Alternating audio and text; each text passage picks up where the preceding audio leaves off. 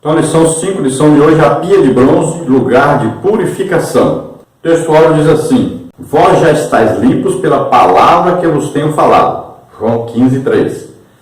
E a verdade prática diz: a pia de bronze é o símbolo do processo da santificação que Cristo realiza em nós através de seu sangue e da palavra de Deus. A leitura bíblica em classe está em Êxodo, capítulo 30, versículos 18 a 21, capítulo 40, versículos de 30 a 32, está em 1 Coríntios 6, versículo 11, e na carta do apóstolo Paulo aos Efésios, capítulo 5, versículos 26 e 27. Vamos ler. Êxodo 30, então, versículo 18 em diante. Farás também uma pia de cobre com a sua base de cobre para lavar, e a porás entre a tenda da congregação e o altar, e deitarás água nela. E Arão e seus filhos nela lavarão as suas mãos e os seus pés. Quando entrarem na tenda da congregação, lavar-se-ão com água, para que não morram. Ou quando se chegarem ao altar para ministrar, para acender a oferta queimada ao Senhor. Lavarão, pois, as mãos e os pés, para que não morram. E isto lhe será por estatuto perpétuo, a ele e a sua semente nas suas gerações. Êxodo 40 agora. Pois também a pia entre a tenda da congregação e o altar lhe derramou água nela para lavar. E Moisés e Arão e seus filhos lavaram nela as mãos e os pés. Quando entravam na tenda da congregação e quando chegavam ao altar, lavavam-se como o Senhor ordenara a Moisés. 1 Coríntios 6. E é o que alguns têm sido, mas haveis sido lavados, mas haveis sido santificados, mas haveis sido justificados em nome do Senhor Jesus e pelo Espírito do nosso Deus.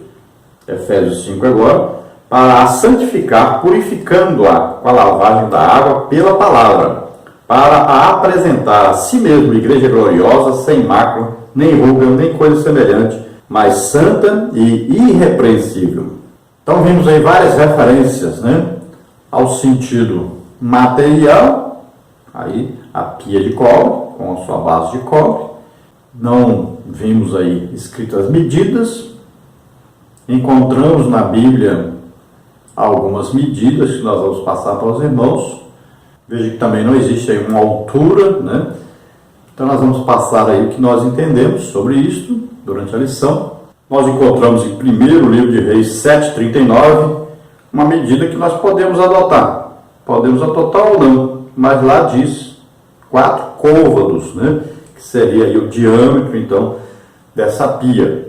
4 côvados vai dar aí 1,80 m aproximadamente, usando o côvado de 45 centímetros. Como só Moisés viu, Deus mostrou para ele como fazer, então nós não sabemos aí como é que era essa base, nem como era esse tamanho. Sabemos então aí, olhando a Bíblia, algumas pias feitas, e uma delas é esta aí, que nós temos a medida aí, que é o diâmetro, que é a largura da pia, aí em torno de 1,80 m. Mas vamos ver mais detalhes estudando a lição. E esse lavar, nós vamos ver que sempre tem esses dois sentidos, sentido físico, sentido espiritual. Temos também a lavagem das mãos, que pode significar aí as obras, aquilo que a pessoa faz para Deus. Então, tudo que você for fazer, por exemplo, ministrar curas, batismo do Espírito Santo, sempre a gente impõe as mãos sobre a pessoa. Então, aquele que vai ministrar, ele sempre deve se preocupar com isso. Está sempre orando, jejuando, está estudando a palavra de Deus, ouvindo a palavra de Deus, se purificando, para que possa ser o quê? Um instrumento nas mãos do Senhor. E esse é um cuidado muito grande, principalmente com quem ministra. Então, as mãos significam a obra, aquilo que você faz para Deus. E os pés significam, então, esse contato com o mundo. Então, tem que ser lavado aí, ambos. Nesta lição, nós temos aí os seguintes tópicos e subtópicos. Primeiro tópico, a pia de bronze, a importância da santidade. Subtópico 1, a pia de bronze e a água. Subtópico 2, os sacerdotes e a santidade. Subtópico 3, a santidade para a vida. No tópico 2, nós temos a pia de bronze, lugar de limpeza e pureza. Subtópico 1, a pia de bronze e cobre entre o altar do holocausto e o tabernáculo. Subtópico 2, a lavagem da bacia de bronze. Subtópico 3, a pia de bronze e o caráter do juízo. Tópico 3, dois aspectos do rito de lavagem dos sacerdotes. Subtópico 1, a lavagem completa. Subtópico 2, a lavagem progressiva e constante. Subtópico 3, recapitulando verdades importantes. A introdução da lição diz o seguinte: o nosso presente estudo é sobre a pia de bronze. Continuamos a avançar no tabernáculo. Assim veremos o simbolismo da limpeza e da pureza que a pia de bronze apresenta. Estudaremos os dois aspectos do rito de lavagem presentes na função dos sacerdotes e, finalmente, seremos chamados à responsabilidade acerca da necessidade e urgência de vivermos uma vida santa e irrepreensível diante de Deus e dos homens. Vamos prosseguir no estudo do tabernáculo. Depois do altar de sacrifício ou de holocausto, passamos então à pia de bronze, uma pia com água, onde os sacerdotes lavavam suas mãos e seus pés. E vamos ver a aplicação disso na nossa vida espiritual. Tópico 1, então, a pia de bronze, a importância da santidade. Aí o subtópico 1, a pia de bronze é a água. Subtópico 2, os sacerdotes é a santidade. Subtópico 3, a santidade para a vida. Subtópico 1, a pia de bronze e a água. Êxodo 30, 18 e 19. Deus ordenou a Moisés que fizesse uma pia de bronze. O objetivo era que antes de entrar ou sair do tabernáculo, Arão e seus filhos lavassem as mãos e os pés. O ofício de apresentar holocaustos ao Senhor era santo. Não é possível apresentar-se diante de Deus de maneira a não reconhecer sua santidade e justiça. Oferecer um sacrifício a Deus é prestar um culto santo e reverente.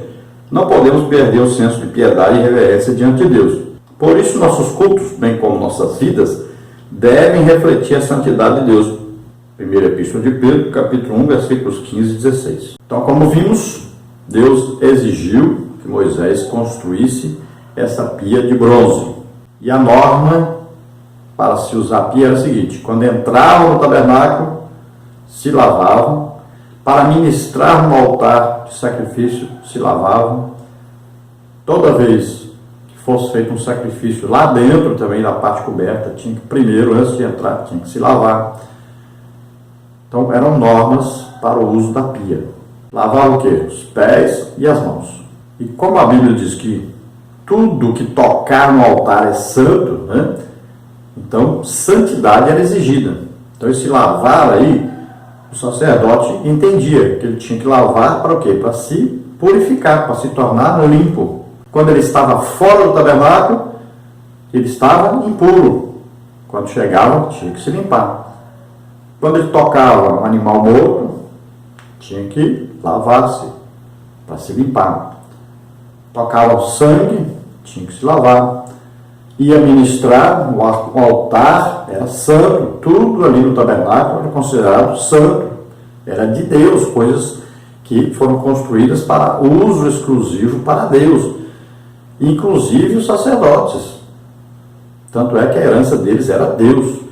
Então, tinham que se purificar. Então, aquela lavagem da água ali sempre tinha esse simbolismo, purificação. E, como a Bíblia diz, olha, Deus diz, eu sou santo, então vocês sejam santos.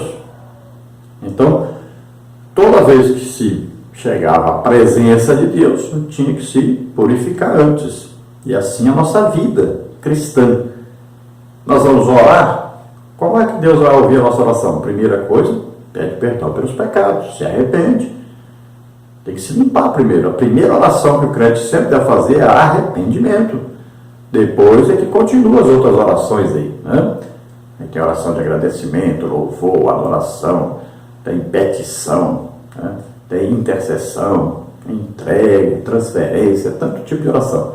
Mas a primeira sempre tem que ser arrependimento. Então, se vamos prestar um culto a Deus, primeira coisa, oração. É por isso que a gente chega na igreja, né? Dobra os joelhos e ora. Primeira coisa que se faz quando chega na igreja. E também o culto. Para iniciar o culto, a primeira coisa é sempre o quê? Oração. Nós vamos nos alimentar. Primeiro o quê? Oração. Olha só. Então, isso é uma reverência. Se é prestar um culto a Deus. É sempre ter o sentido que tudo é Deus que nos dá, Deus está no controle, né? Nós temos que agradecer a Deus por isso, sempre. Então, nós prestamos um culto a Deus. E assim como aquele que presta o culto, quanto o próprio culto, tem que ser santo. Subtópico 2, os sacerdotes e a santidade. Êxodo 30, versículo 20. Ao entrar no tabernáculo, os sacerdotes deveriam se lavar para não morrer. Fosse para ministrar, fosse para acender a oferta do altar, eles deveriam lavar-se antes. Há que se destacar a expressão para não morrer. O ato colocava em risco a vida dos sacerdotes. Apresentar-se diante de Deus sem atentar para a exigência da purificação poderia custar-lhes a vida. Hoje, nós, os obreiros de Cristo, devemos pautar nossas vidas na obra, exercitando-nos na piedade e na santidade. Somos santos porque somos chamados por um Deus santo. Somos chamados para um modelo de santidade. Não nos esqueçamos. Seguir a paz com todos e a santificação, sem a qual ninguém verá o Senhor. Hebreus 12, 14. Então a advertência ali era para não morrer. Por que eles deveriam lavar as mãos e os pés? Para não morrer. Então, se eles não se lavassem, é porque o que? Eles perderam o sentido da santidade daquilo que estavam fazendo. Perderam também o sentido de para quem estavam fazendo. Olha só, isso é coisa interessante. Quando você vê um crente que ele não ora antes de comer, não ora antes de fazer uma viagem, ele não ora quando chega na igreja, então você já começa a perceber o quê? Perdeu o quê? O sentido da santidade, o sentido de quem está no controle da sua vida, do mundo, de tudo.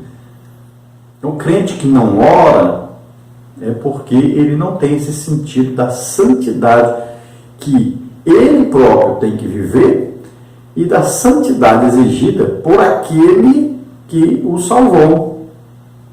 Então é importante na nossa vida cristã atentarmos para esse fato.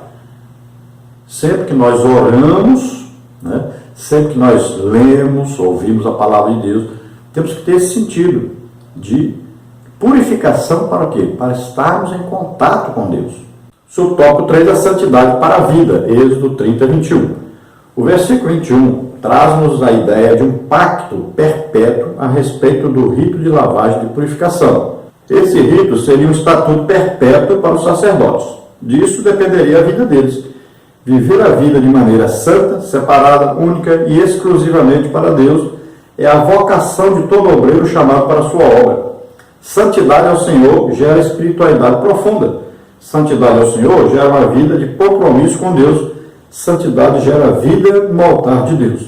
Então veja só que está escrito que é estatuto perpétuo, ou seja, durante toda a vida dos sacerdotes eles deveriam fazer isso.